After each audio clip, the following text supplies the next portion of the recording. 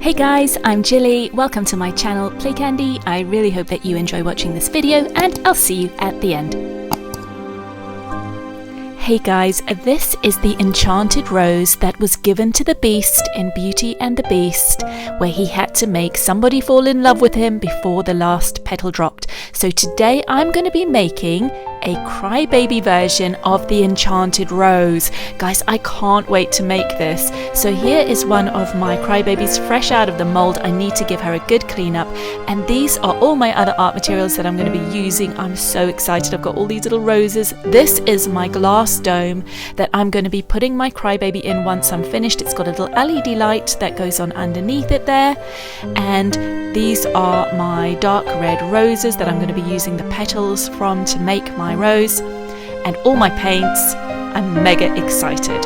So guys, I'm just going to do a time lapse cleaning up my baby and just getting the little edges nice and smooth.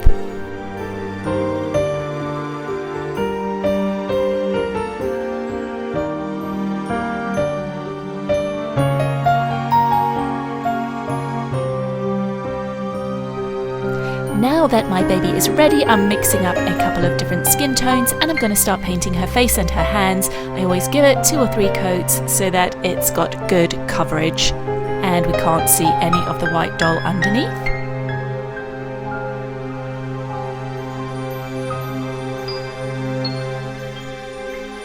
And now, once I have finished doing the skin tone, I'm adding all sorts of different colour greens to do the stem of the doll. So I'm starting off with a base of my darkest green. I'm using the little tendrily bits up the side of the head there, but to be honest with you, we don't really need those. If you're copying this tutorial at home, you don't really need to do those because I'm going to be covering them all over with petals and little green tendril bits from my artificial roses anyway. So I've given her 2 coats of the dark green. I'm now adding in my lighter shades and I'm just blending them in to how I think they look nice.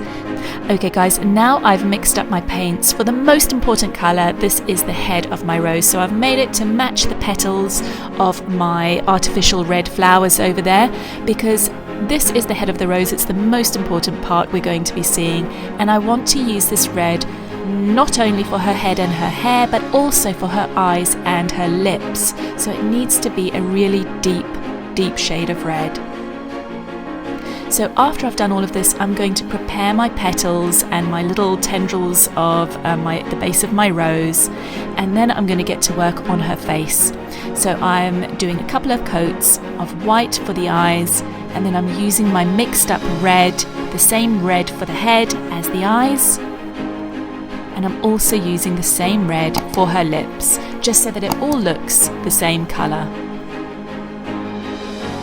As you can see, it doesn't look too garish, it doesn't look too bright, it's a nice deep red. So I've added on my eyelash lines, my light reflections, and she looks so cute. I really I'm so excited to put the petals on this one and see how they turn out.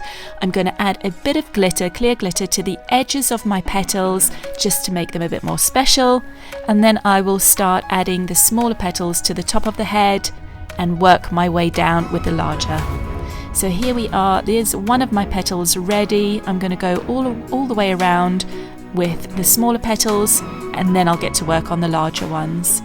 So I will just show you attaching a couple of them before I put the time lapse on.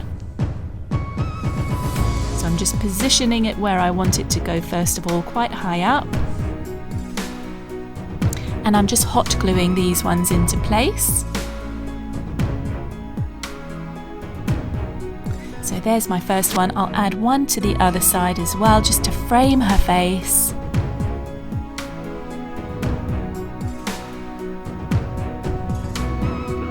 Go, and I'm just going to do that all the way around the back, and I'll do that on a time lapse.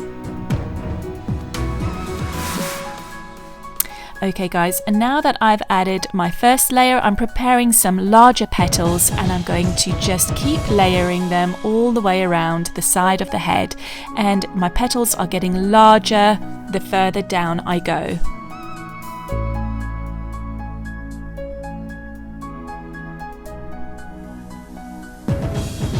Now I have used the little green tendrils from the bottom of my rose, and I'm going to do the same thing. I'm going to add them just like on our rose here, and I'm going to just add them all the way around the back of my crybaby. So again, I'll just show you, I'll attach a couple of these on and then I'll put it on the time lapse.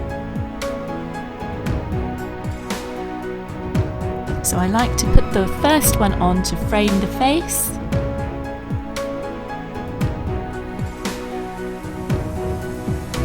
And my second one to frame the other side of the face.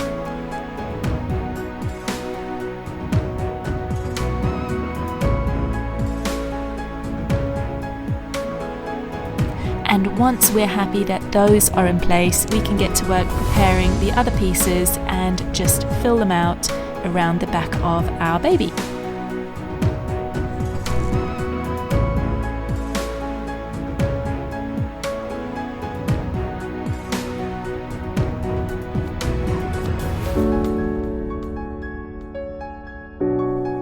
Okay guys, so here is our baby. She is almost done. We've added all of our petals and we've added all of the greenery. I just need to finish adding some glitter to the edges of the petals, and I need to just finish off her hair and her eyebrows, and then she's going to be ready to go into that special dome.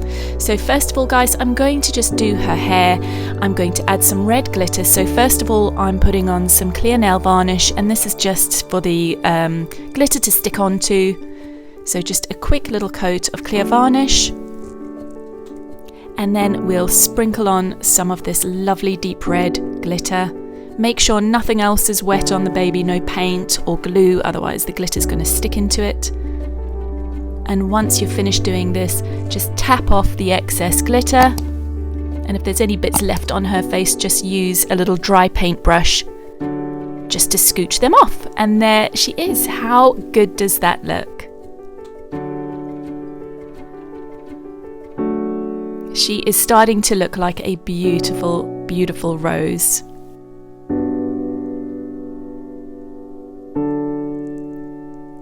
Okay guys, so I'm going to just finish up adding my clear glitter onto the edges of my petals, and then I'm going to do her eyebrows. I'm using the same deep red that I used for the rest of the hair and the face. And now I'm going to get my dome ready. So let's just remove that packaging. And I'll remove the base, and this is quite dusty, so I'm going to give it a polish before putting my baby into there. And I'm adding a little bit of pastel just onto the baby's cheeks, just to give her a bit of colour to her face.